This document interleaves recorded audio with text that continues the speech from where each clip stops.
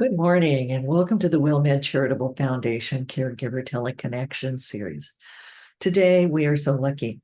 We have an expert, PhD at UCLA in the Department of Psychiatry and Behavioral Sciences. Very impressive, Dr. Linda Ercoli. And she's going to tell us about driving cessation in dementia and what caregivers and practitioners need to know. So it's such an important topic, and we're so pleased to have you, Linda, who will let us know some tips, techniques, and some thoughts, your thoughts on this topic. So please introduce yourself and take it away.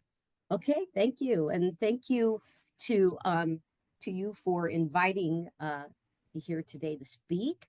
And I appreciate everybody who is attending. And yeah, I'm talking about today driver cessation in dementia. So I'm a my training is in neuropsychology, which means that I have done a lot of assessments of people with brain disorders. My focus has been in geriatrics, so I'm a geriatric psychologist as well, and I've worked mainly my life in my work career in research for dementia and depression, and also I have conducted cognitive assessments, aiding in the diagnosis of dementia and in helping make treatment plans.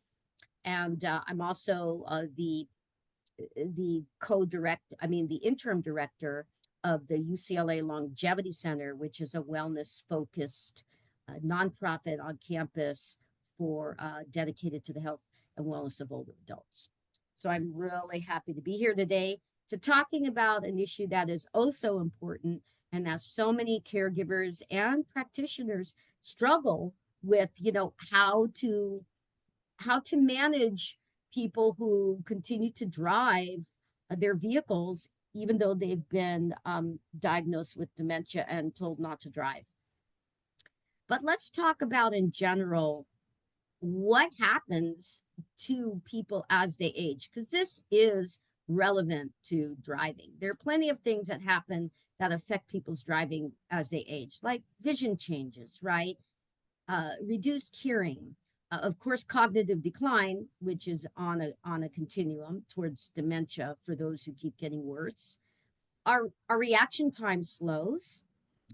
We have some people have neuropathy or trouble feeling with their hands and feet, arthritis, movement disorders. So people with Parkinson's disease, people who have tremors or stiffness in their muscles, and many people are on medications that affects their alertness or driving safety. And then people may have disorders that put them at risk for maybe losing consciousness when they drive, etc. So this is just kind of a general list. And in dementia, we're talking about people that have cognitive impairment, but they may have any of these issues as well. Now, just to review, dementia is really now called major neurocognitive disorder. That's the medical term, but we still call it the older term, which is dementia.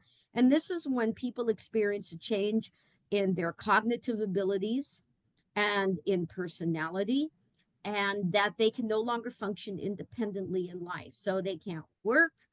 They may not be able to live alone, or if they live alone, they can't really live alone safely to manage the day to day.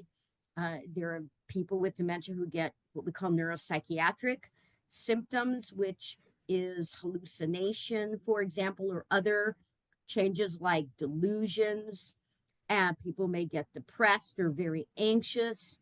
And below are the specific types of dementia, such as Alzheimer's disease, Lewy body, and you can see there are many types of dementia. Most of them are progressive. Some of them may be reversible, but for example, some people can have a dementia related to thyroid problems. It's not common, but it can happen. Some people get a dementia related to depression. Sometimes that is a signal that a more progressive dementia is on the way. Sometimes if you treat that depression, that those cognitive problems will go away. But clearly, most dementias get worse over time, and they end up in a severe, people end up in a severe state of debilitation. The characteristics of dementia we talked about already, but one thing is important is what happens to driving. Well, people with dementia are typically considered unsafe drivers. And this could be because of the cognitive problems, lack of awareness. And some people with dementia really stop on their own and feel like they're not safe anymore to drive. And, but some people do not, because they lack the awareness that they're not safe, or they don't understand that they have the problem. And so those are the drivers who are difficult to convince to stop driving. And understandably so, because, think about driving. It's the hallmark, or one of the hallmarks, of our independence. And it is the gateway to friends, shopping, going to doctors, having fun, handling things in emergencies. And it's really quite a blow to one's self-esteem to lose their driving privileges and to not be able to drive anymore. So this is something that is very difficult for people to give up. And also, it's not easy for the family for their loved one to give up driving, because that puts more responsibility on the family to help that person get around. So let's talk about some of the warning signs of unsafe driving. I guess one of the litmus tests is, would you let your child or grandchild ride with your loved one? And if that answer is no, that really tells you something about you not feeling like your loved one is safe.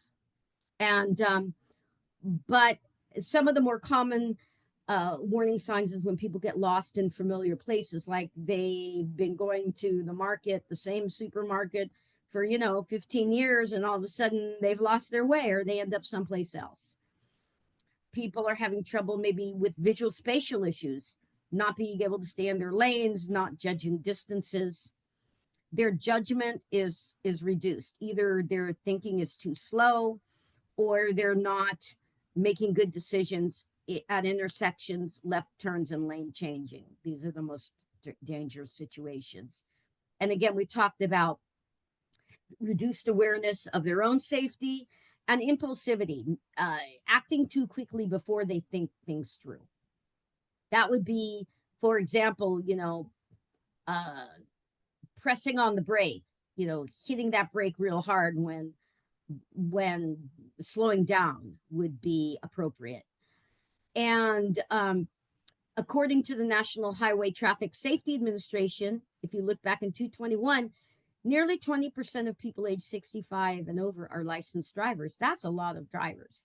And there have been mixed findings on whether older drivers and drivers with dementia are unsafe compared to people without dementia. There have been mixed findings, but if you look at the kind of the larger body and the studies that have positive findings, it's concerning. Drivers with early or mild Alzheimer's disease have a high number of accidents. And in fact, their driving record is similar to that of the highest risk group, which are 16 to 19-year-old drivers. Caregivers report that up to 8 times a greater risk of crashes in people with dementia, or drivers with dementia, than in people without dementia. And drivers with dementia have a greater risk of crashes, violations, compared to the same age people without dementia. And this is whether you assess via simulator, on-road, and driving test component tests. So pretty much, this is, to me, this is very important information, in my opinion, and given what I've seen in my practice. Most people with dementia are not safe drivers. So here are some other warning signs that we talked about. But let me go over some really scary ones is confusing the brake and the gas pedal, right? Um, Another one is if let's say you're a caregiver and your loved one doesn't live with you, or they take the car out without you, you might see more scratches, nicks on the car. You might notice that they are arriving late from somewhere, and sometimes that's because they've been getting lost. So if you're doing a ride along, you may notice that their speeds are too slow, too fast, or inconsistent, that they're not observing or even aware of traffic signs. They're forgetting where they're going while they're trying to get there. And maybe you're noticing that other drivers are honking more often at them, right? And then the left turns are very are more difficult and can be quite unsafe in how they navigate their left turns. Here's a case scenario. This is somewhat based on a patient that I saw, but Mr. Smith drives to a doctor appointment in LA. He lives 40 miles away. He drives towards LA, but ends up in a neighboring city, lost. His cell phone battery is dead. His family doesn't know where he is for 36 hours. He's not in contact with his family. He wakes up confused, sleeping in his car, and dehydrated. And he ends up in the hospital. He can't explain how he ended up in Los Angeles. And thankfully, his family was located and notified. So I saw a patient that with a very similar scenario. And it's interesting, he was in his car overnight. He woke up and miraculously he found his way to where he was going. But at that point, he went to the ED and his family was notified. Uh, we also know that about drivers that have been in accidents. If you look at the brains of people over 65 who have been killed in car accidents, about a third of the people showed Alzheimer's like pathology or changes in the brain, and a lot of people had similar buildup of pathology, even if they weren't, even if they didn't have a diagnosis of dementia. But in about 80 to 85% of those cases, the killed driver was at fault. And similarly, there have been Australian studies done of drivers killed in car crashes, and the autopsy showed, again, more Alzheimer's like changes in the brains of those who died in over 65 in motor vehicle accidents. Now, what do you do about this? And it's important to talk about what is the responsibility of a practitioner or of a family member. Well, very few states have mandatory reporting of someone diagnosed with dementia. California does, Delaware does, and I think one more does. But in most states, the laws regarding a medical condition that impacts the ability to drive safely may be reportable, like epilepsy, stroke. About 14 states mandate that the drivers self-report when they're diagnosed with dementia. Well, how likely is that going to happen, right? So Texas doesn't have any mandate for reporting drivers with dementia. So in other states, different protocols are triggered when somebody with dementia either comes to the attention of the health department or the DMV, or is reported by someone. Okay. And in those cases, that might trigger, for example, the person has to take a test or a series of tests. And depending how they do, they may or may not be able to retain their license. Now, it is very difficult, though, to get somebody to, in some cases, to get someone to voluntarily turn in the keys. And we talked about why. It's a loss of autonomy. There's self-esteem. So much is at stake. And that people do suffer consequences when they stop driving, they may become depressed, lose social connections, their dignity, is at stake. And this actually affects many things. Suppose you have a grandma or grandpa who picks the kids up from school. That's a role in the family that they're going to lose. And for people with more early onset dementia who still work, there's losses of income, right? Because they can't work, they can't drive to work, they can't socialize and get out of the house. So, and again, like we talked about, increased burden on the unaffected relatives or family. So, how do you get somebody to stop driving if they don't want to or they don't see the need? And first is to get educated about dementia. So the caregiver or the practitioner knows, like we're talking here, what are the risks? What are the warning signs? Be honest with yourself, because the worst case scenario can happen. Your loved one can get in an accident and they can die, or they can kill other people. Listen to your loved one. Listen for the hints about their losing confidence, because losing confidence in driving ability is a warning sign. Are they cutting back on driving? Are they feeling like they don't want to drive so much? Those are the individuals that may be ready to stop driving. And definitely, it's important to start to broach the topic of driving with your loved one. Now, in a perfect world, we will do this before somebody actually gets dementia, and you just have a conversation, about hey, what happens if you get uh ill and you're not able to drive anymore? Would you trust me to tell you, right, that you need to stop driving? And those are really important conversations to have.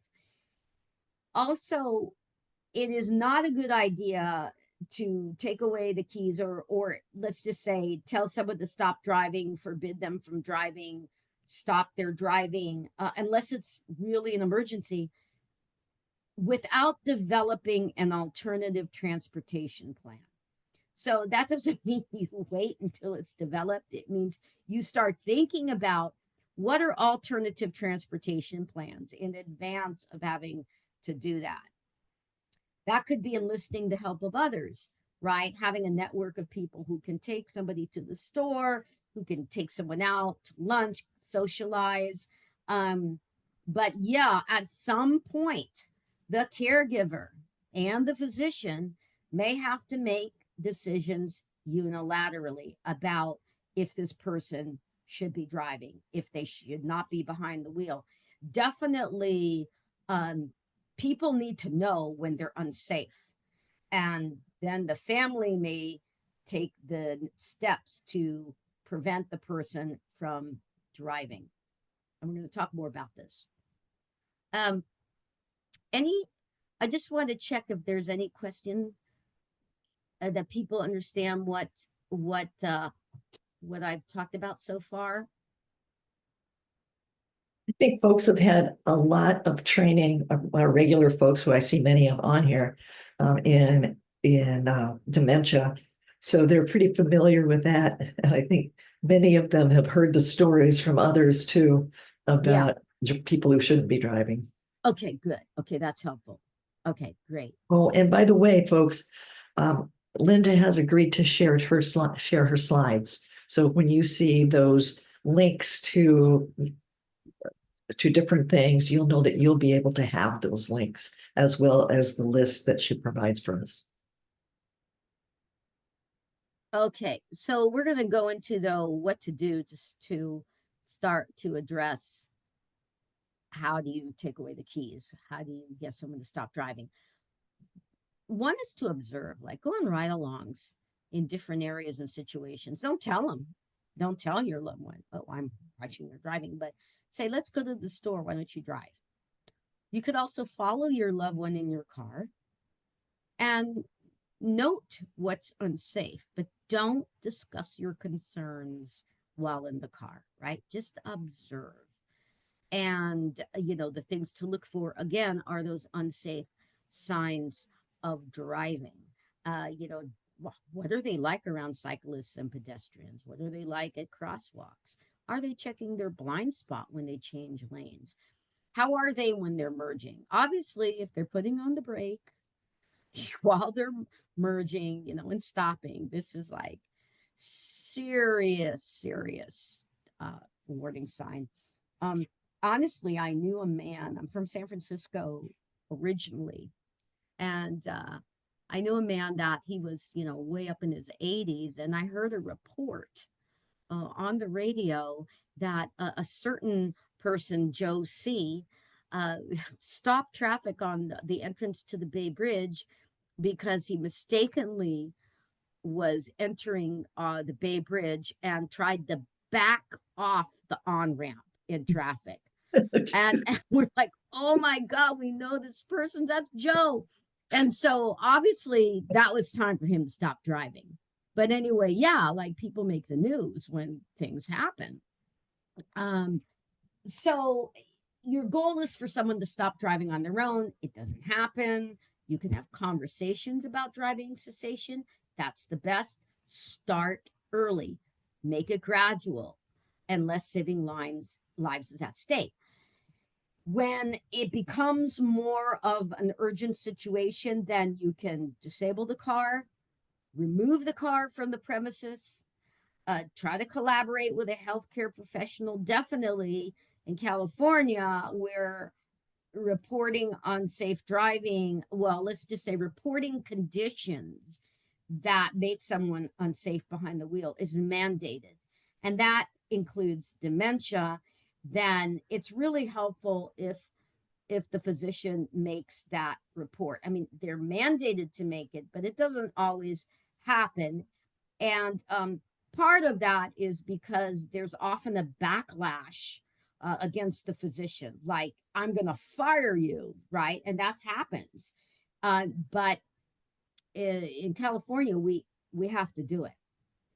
And also consult an elder law attorney, because that can be helpful on how to work through those details. And so let's talk about scenarios of having an agreement with my family. Again, this is done when somebody doesn't have dementia, but enter a conversation about driving and trusting your loved one you to tell your loved one when to stop. And then this is something that comes from the Hartford Insurance's handbook on driver cessation, called At the Crossroads, where you can actually make a contract with them, have them sign it and date it, but keep it. And then when the time comes, you can show them this. It's just some proof that you talked about it.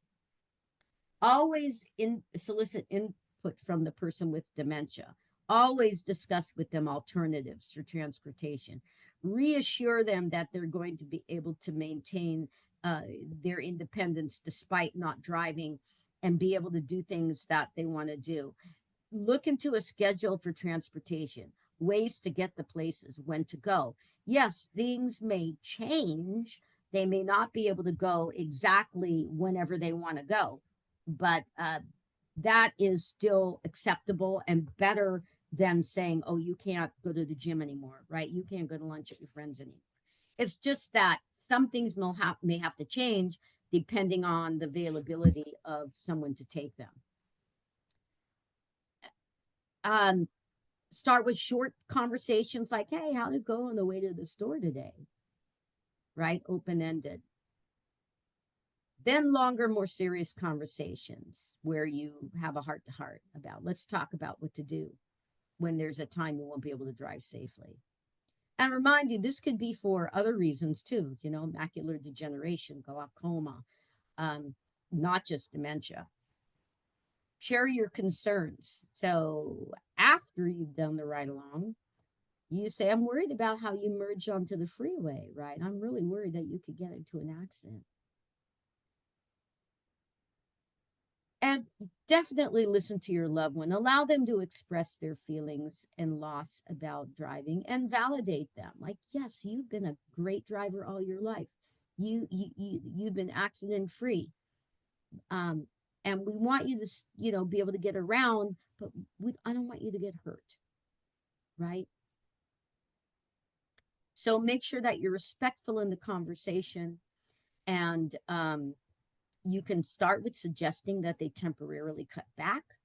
Definitely make sure that they stay close to home, no night driving, and then ask them, hey, what do you think would happen if you got into an accident, even if it wasn't your fault? But somebody revealed that you have a diagnosis of dementia. Well, one of the consequences is being sued. And this can be very uh, persuasive for an older adult because they're thinking about their legacy and, leaving inheritance to the next generation, losing their house. Um, if so, we're going to go over that. So, create a transportation plan. Right now, there's great resources for this. There's family and friends, community organizations, sometimes churches, temples, um, have senior centers, adult daycare, may have transportation. And public transportation can be helpful. Dial a ride or something similar in your city is good, where a van comes and picks up your loved one, takes them to where they need to go. You have to typically order those vehicles a day in advance.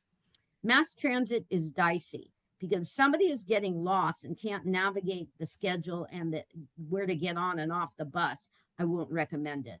A taxi would be fine, but not the bus if they're already disoriented.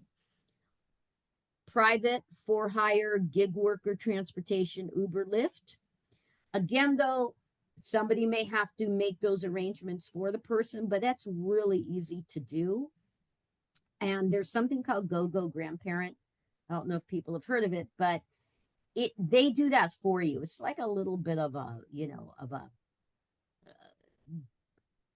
what do you call it, valet service, right? To help to make those arrangements. And it costs a little bit, but they will make the arrangement for the pickup and the drop off and make sure that your loved one gets there. So, yeah, I really recommend that as well. So, again, your choices depend on costs and availability and the patient's cognitive ability to use transportation alternatives. But most of this is pretty solvable. I think you've all heard this story, and I know you've probably heard stories similar in your area. And I'm not going to go into this, but tragedies do happen. We had a very famous incident, or infamous incident, happen at Santa Monica, where a driver with dementia killed 10 people. So sometimes these stories need to be shared with the loved one. Sometimes these stories need to be shared among the caregivers to know, like, this stuff happens. Doctors are very influential, and patients trust their opinions. So have somebody essentially write a fake prescription, do not drive, or a letter that says, I'm recommending that you not drive. Sometimes that works. Definitely have to make the health department reports if you're in a state where it's mandated, and they can talk to the patient as well. So sometimes the consequences of that are they want to fire their doctor, and sometimes they do. But it's still important that people know that it's time to turn in the keys. So other things that you could do is go see an attorney, and they can be helpful in telling people, the truth about, like, what could happen if they get sued, right? Sometimes there's a designated expert that could talk to somebody. Occupational therapists can talk to people. And this happened one time in an individual I knew who had definitely had dementia, but he also had had a stroke, and he really was lost his license due to the stroke, and he was told, you can't drive because your reaction times are too slow. So that was the occupational or PT. Um, People can actually take driving simulator tests or have an instructor set up an appointment. Sometime if there's a clergy member that they respect, they can have a heart to heart, and friends. Sometimes friends are the opposite, where they actually kind of help them hide it, or say no, he's fine. But sometimes a heart to heart with a friend is helpful. So may not be you as a caregiver may be the bad guy in these situations. When you bring an attorney, you make an appointment with their attorney or an elder law attorney to discuss the risk of continuing to drive, and the attorney will put driving risks in a monetary or legal perspective and give them the hard truth, right? What would happen to their estate? What would happen to their future of inheritance, and who will be liable if they're seriously injured or even killed uh, another person while driving. So they will not candy coat it, and this has worked for a lot of people. What do you do if your loved one won't stop driving? You got to play hardball. So one is that you can disable the car and say it doesn't work. Remove the battery, remove a fuse to the fuel pump or ignition. There's battery kill switches that work. This is really an anti-theft device, but you then install that, and you can still use a car, but your loved one cannot if you have that activated. And disabling the car, this is something I learned from the Alzheimer's Association, that some people are, again, can't drive, but they want the car. So you can disable the car, but allow the person to still sit in the car. That may satisfy some people. Sometimes you have to go to great lengths to disable the car, because you have somebody who's handy. They'll have somebody get them another battery, right? So the battery may or may not work depending on who your loved one, what their history is as far as working on cars. And this is the picture. Oh yeah, you can put just a club on it too, but that is not going to go with the car doesn't work. So sometimes you have to fib, right? So here is a picture of the kill switch. They're really inexpensive. They're like $15, some of them. And this is what you can install between the vehicle's battery and the starting circuit. Here's the one above it. The picture above it is disabling a fuse. Now, when you're having a talk with your loved one and things go south, heat up, don't escalate the situation, right? Just let it go, leave, come back another time. This is only, I wouldn't worry about this. File a report with Adult Protective Services. If somebody comes after you, I mean, this is like an extreme case, right? But always, if you feel that your loved one is no longer a safe driver, please inform their physician. Let their primary care doctor know. So who does report? Okay. A caregiver can report to the Department of Motor Vehicles, but you often have to give a reason for the report other than advanced age, right? Also, don't count on it being confidential or anonymous, because sometimes that confidentiality may not be maintained. I know in California, a family member can report to the DMV, and they try to ensure in every way possible that the loved one doesn't know that you reported them, but sometimes things are revealed, and so be aware of that. In California, what happens?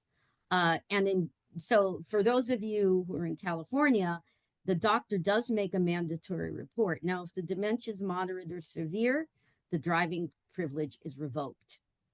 But who do they make the report to? The California Department of Health, not to the DMV, because that's a HIPAA violation. It goes to the Department of Health.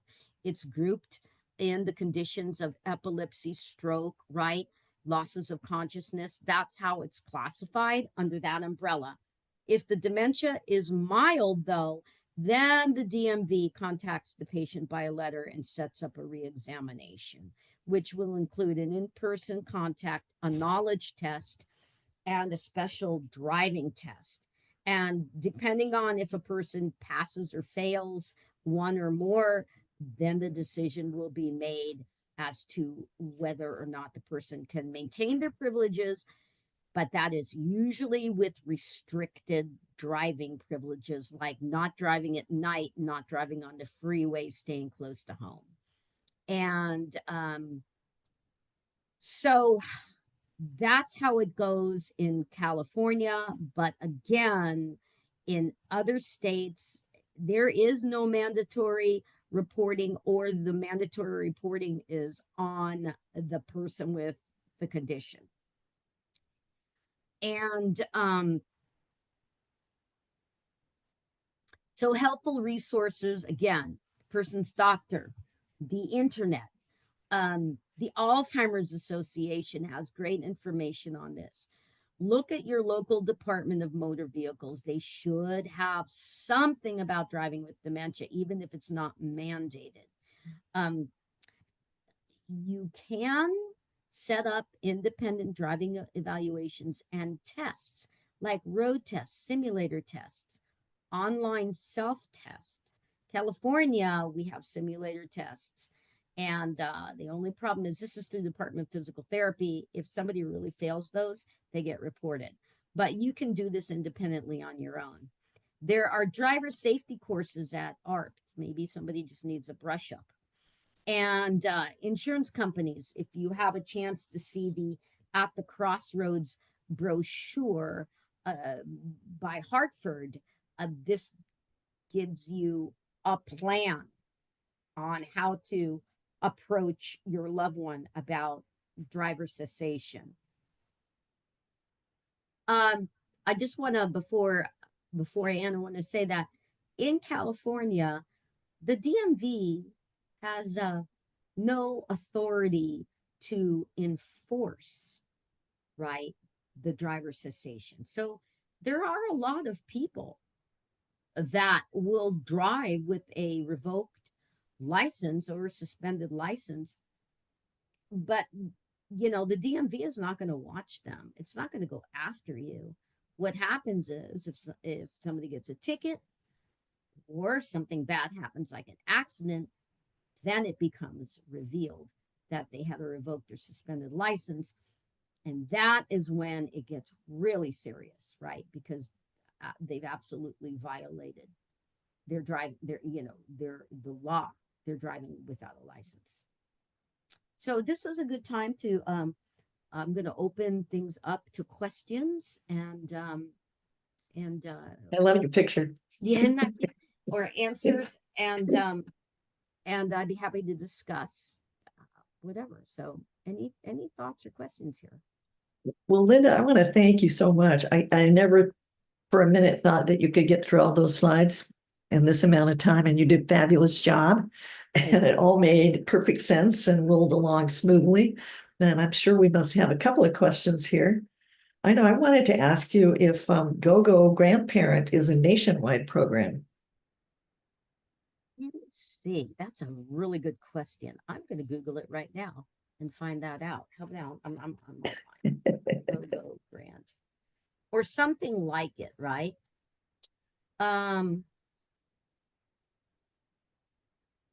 Well, if you go to gogograndparent.com, you can, yeah, they're nationwide. Oh, cool. I had never heard of them. It's a wonderful resource. Thank you.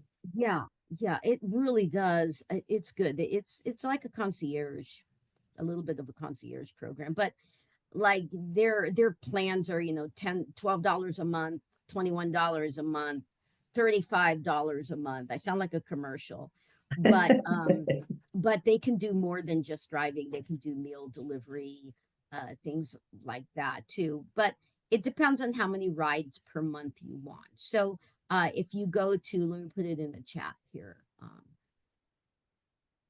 Okay, Minerva had a question for you. Yeah, Minerva.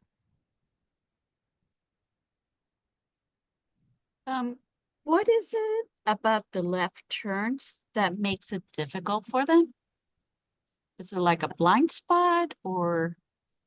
Well, it's a number of things. First of all, you have traffic coming at you, and you have to drive in your mind into it. You have to be able to judge speed, how close they are, right? You're watching the light. And so there is a lot more information processing that's going on than just moving straight. And that's why there's a lot more complex decision making. But also, if people have trouble judging distance, and you know, this is going to affect that, because we all have to judge how close that car is, how fast are they coming, and can we make it. Ooh, which is a terrible thing to think, but it's true, right? So so that those there's a lot of crucial steps that go into that decision. Well, thank you for that. Thank you for your question, Minerva. I know I live right above a really busy street, and sometimes I just let a bunch of cars go by until they're done. So Hazel shared something in the chat. When I knew my mom needed to stop driving, I tell her it wasn't so much about her driving, but what and who she was on the road with. That's really good. More traffic, cell phones, endless distractions, people rushing, impatient drivers, and so much more. She understood that. And you know, that is so true. It's not just you, I'm the bad one, you know, putting the blame on the person. It's the world of driving, and it's an unkinder world, and a more selfish world than it used to be. So kudos to you, Hazel. That's great. A great way to state, to talk about that. Well, and I don't know about other places, but in San Diego, or I think in city areas, we also have the problem of the e-bikes. Oh, And yes. the children who are looking at their screen when they go through intersections, whether it's a stop sign or a traffic light, or it's just, you know, kind of a blind intersection, it feels so dangerous.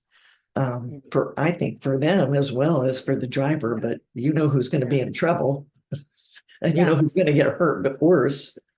Well, handling those unexpected situations that require quick thinking, you cannot expect or even, you know, rely on somebody else obeying the laws, right? You can't assume they're going to. You hope, but you can't assume. I was driving the other day, and I was at uh kind of an intersection. It was more in the country, but it was nevertheless kind of dangerous. And I saw a cyclist, and this guy was very experienced, and he made a left turn against the light onto the road, and I'm waiting for the light to change. I'm sitting right there next to him. He just went right through, and I'm like, this is an overconfident, you know, cyclist, but now everybody else has to watch out for him.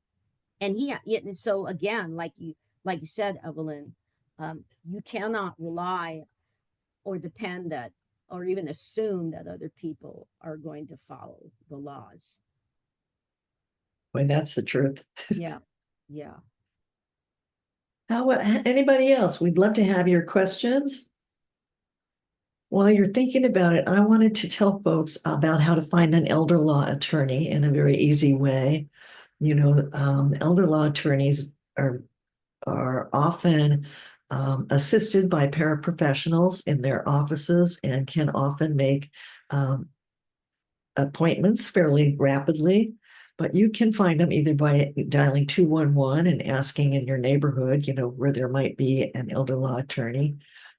Most senior centers actually have funds for senior legal services, and you can go on your Google or whatever, Chat GPT, and find out your closest senior center, and where a lot of times they actually fund other companies to do it, some legal companies to do it. But they have elder law attorneys who are really knowledgeable about all of the laws in your state. And these driving laws are all state by state, which makes it difficult. And I know it was difficult for Linda to talk about, what happens in what state, because they're all different. And like Texas has no laws, it's like, whoa. So yeah, so be sure and use that. Or you can also call the elder care locator, call them, or go online to eldercare.acl.gov. Their phone number is 800-677-1116. That's 800-677-1116. And they have this big conglomeration of all of the information and referral data from the local area agencies on aging. So they can give you the number of the local area agency on aging, or they can give you exactly, specifically the elder law attorney number in whatever zip code, area code you're calling from. So it's good to have resources around those things too when you need help. Oh, Okay. that's an excellent resource to have. They're so knowledgeable, elder law attorneys. I work with one here in well, she's in LA, but she's terrific. So yeah, two of them actually. So yeah. Debbie said, my husband has developed a twitch in his leg while driving. Is this nerves? Well, I mean, I don't know. It could be, if you mean a nerve from the back, it could be, but something that needs to be probably looked at and determined, like, what is it? What is that twitch coming from? So my suggestion would be to look into that and get an idea of what it is. But yeah, those are the things that can affect driving, is our twitches, stiffness. I had a dear friend with neuropathy, and she said, I can't feel the gas and the brake anymore. And she stopped driving herself. Somebody says, two questions. So let's do Debbie first. Several caregivers I know have sold the car or had a family member take it away. The caregiver just continues to say they don't know what happened to the car until the person with dementia forgets and stops asking. That's one thing that you can do. Sometimes you can have more closure for your loved one and just say it was stolen and I made a police report, but they can't find the car, or I had to have it towed because it broke down. That doesn't mean that they won't ask again, but that is a way to at least give them an answer, even though it's not necessarily the truth. Somebody said, can you please put the elder care locator website and phone number in the chat? Yeah, I can send it with the resources for you too, so that you have okay. So a real quick one, just like reporting a fall to a physician, should driving issues be shared as well? Yeah, I think so. I would say yes. Even if it's not mandated reporting, yes. But what are those issues? So be specific. Like, is your loved one getting lost and getting lost more often? Are they doing, like, are they showing any of those risky behaviors? Are they falling asleep while driving? Sometimes that happens, which could be devastating. Did you see the one from Fran? I have a question. Yeah, I'm going to get to Fran right now. Okay. I'm gonna unmute myself. Yes, I know everyone must think they have difficult spouses, but mine is beyond difficult. In beginning of April, after his second neuropsych evaluation and the neuropsychologist expressing concern about his driving, he had a behind the wheel evaluation. When he is evaluated for something, he is an excellent test taker. So he did fine. And the physical therapist said, yes, you can drive, not at night, familiar areas, and not long. Since then, he's driven very little. He's had 2 hospitalizations. His dementia has gotten worse. And he, of course, so he hasn't really driven. We have 3 cars. 2 of them are in the garage. One has a dead battery for the 4th time. He wants to take it to the mechanic. He uses a walker. He can hardly move. His confusion is greater. He's dehydrated. He's malnourished. He's definitely, and the problem with him is that he does not listen to medical people. He thinks he knows more than anybody else. Okay, so he's very uncooperative, and it's very hard to get him to do anything. I don't know about an elder care attorney if he would listen to that person, but he just says, oh, I haven't been in an accident. I drove a cab when I was 20. I'm fine. You know, I don't know what the problem is. So he's very difficult. So I don't know what the options are, other than I can try. I have an appointment again with his neurologist in a couple of weeks. I don't know. And he hates her because, of course, she's told him things that he doesn't like, you know, is kill the messenger. So any ideas? Yeah, what state do you live in? Illinois. Oh, you live in Illinois. Okay. Yeah. First of all, it's good that he's cut back on the driving himself. So that's a good thing. Uh-huh. Definitely the one that the car that's disabled, don't fix it. What are the odds that your husband will be able to take care of that issue himself? Well, he's planning on taking care of it tomorrow, but he's going to tell me it's in a garage. He's going to want me to drive him to it. I don't want any part of it. And, you know, he's not going to be able to get there himself. And even with the walker, he has rotator cuff problems. He can't even pick up the walker to put it in the car. He's not doing any of it himself. So this happened last week. He wanted to do it. And then he talked to his best friend saying how awful I am because I'm the evil one. And his best friend I've talked to, he said he doesn't want any part of it. So nobody's going to really help him. But no, what I've done in the meantime, about 4 or 5 days ago, I removed the keys to these 2 cars that are essentially, he decided, his cars. I removed the keys. He doesn't even know that they've been removed. Good. Yeah. You're doing all the right things. Okay. You're doing all the right things. As far as the car in the shop, does he actually talk to the people at the shop? Oh, the mechanic. Yes. Yeah. He talked to the mechanic today. I actually talked to the mechanic a couple of days ago. He knows he has dementia. And I told him, you know, he can't, I don't want him to drive anymore. And he kind of nodded. And he actually told me that he would buy the car because I want to sell these cars. It's just ridiculous. We have another car that's perfectly fine. And he said he would buy the car from him. But he doesn't want to sell. I would take him up on that. I know. I absolutely want to. Yes. Is your name on the car too? That's the problem. I've researched that. The titles have both names. It doesn't say or. So I can't, he has to be willing to sign the titles for both cars. That's the problem. Yes. Would the mechanic be able to tell him, fib to him and say, your car is unfixable? I guess he could possibly. That's a solution. Yeah. To say, I'm sorry, your car is not fixable, but I would, you know, I think you should sell it, or, you know, sell it for parts, or, you know, something like that. But you're like 3/4 of the way there on that one. Okay. The other ones are disabled. The most important thing is that he can't drive. Right. So, so that is like solves that problem. That's the big problem. The other one is when your husband is fixated on this.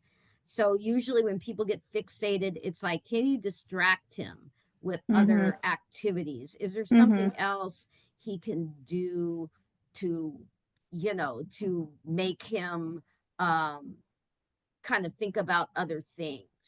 Yeah, I definitely can try that. Yeah, because his attention and focus is terrible. So from one moment to the next, yes, I could do that. Yes. Yeah. Okay. That, unfortunately, that is the strategy that that's a very common strategy that people have to do, because you can't, it's not easy to the person to let go of that. But you're handling it very well. Okay. And yes, that is difficult. But in a way, the I hate to say this, but the silver lining of the situation is that he can't get it done. Right. Right. And Right. he relies on you. And the sad part for you is you're the bad guy. So see if you can get the mechanic to be the bad, not the bad guy, but just to level with him and say, I can't fix your car. It's totaled. It's gone. Would you be interested in selling it for parts to me? And, and then have him buy it. I don't know what, I'm not saying you should sell it like it's a junker, but see if you can get him to agree to sign it over. Okay. Okay. Then of course we have the other part too. Why we The have other one, well, don't you need a car? No, we have 3 cars. We have 1 car that I drive all the time. The other 2 cars we're paying for in a garage down a couple blocks away. So and no, he never asks about them. Oh yeah, yeah. He Those are does. his babies. Are they classic cars or something? They're not classic. They're old. They're in great condition. They're older cars. They're great. He loves them. I don't drive them, but no, but they're not classic. No. He's not driving them. So Well, that's not at the moment. No. I mean, between not the gonna be able to do it. hospitalizations and the first hospitalization, he signed out AMA because things were moving too slowly. He's very uncooperative. And they thought he had internal bleeding. So I wasn't letting him drive for a month until he had was evaluated. So and then shortly after he was hospitalized again. He's physically he's unwell too. His reflexes are slow. There's so many things, and he gets confused, and he's on sedating, he's on opioids, he's on sedating medication. Okay. There's so many reasons. There's so many yes. What you can do is have a doctor's note. Tell him that he doesn't listen to doctors. He doesn't listen to them. Even on the opioids, using the opioids. He does not listen. All right, I trust you. I can try. So the good news is that he can't get there. If you think he can get there, he's still going to need the keys. Right. And he doesn't you can always disable the car and put one of those ignition blocks on the car in the garage. So he can get there, but he couldn't start them. He couldn't take them. That's the most important thing. Okay. And I guess both of your names are on the title, right? Yes. So it's the same situation. Yes. Do you have power of attorney? Yes, I do. Yes. But I'm not his legal guardian. But I do have power of attorney. Yes. Have you checked with an attorney to find out if you could sell those cars? I can check. I can check. Yes. Yeah. Check on that. Okay. Okay. Thank you. All right. Good thinking, Linda. Pull them right out of the hat. You gotta be, I won't say I'm clever, but you gotta be resourceful. Honestly, yeah. Well, thank you so much. Now, I noticed that you didn't put any contact information for yourself. And I don't know if you'd be willing to have folks be able to email you. And we can always put that. We're going to send the resources out, folks. That'll be in the next couple of days. We'll be sending you the slides and the website for Elder Care Locator and the phone number and whatever else Linda would like us to add besides her contact information. Our Longevity Center, we have memory classes, memory courses. We have a senior scholars program where people can take classes at UCLA, undergraduate classes, and audit them. Even if you're in Illinois or Texas, wonderful. An online one, you could do it. But for folks in LA, if anybody's here, you can actually do that. Also, we have, and I'll be real quick, we have webinars at the Longevity Center that people can look into. And I'm going to send you a link, Evelyn, to Better Caregiving for All, which is a caregiver series in the Department of Geriatric Medicine for people in their archive, but they're once a month right now on we're going to do one right now next month, not this month, next month on the GUIDE program, which is it's the federal program that gives people some compensation for respite. So I think a lot of caregivers, you know, if you could That's get under Medicare, right? yes, in Okay. Medicare, you have to qualify, but if you can get a few extra bucks to help with this journey, you know, do it. Yeah, So, absolutely. yeah. Yeah. So thank you so much. It's my pleasure to be here. And Oh, it's so wonderful to have you. I want folks to know that if you are not registered, if you got the information to Zoom in today, that you won't get the resources because you need to be registered to be able to do that.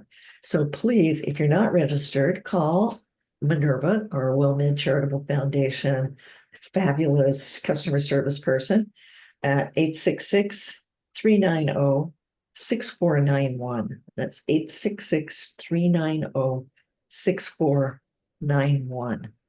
And the important thing about doing that is that you will get the resources from this presentation, but you will also get the monthly calendar, which next month this month, we have many,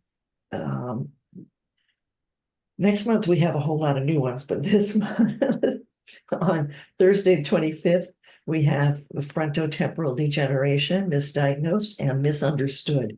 And as many times as I think we've had presenters talk about this, I learn something new every single time because there's so much brain research going on right now.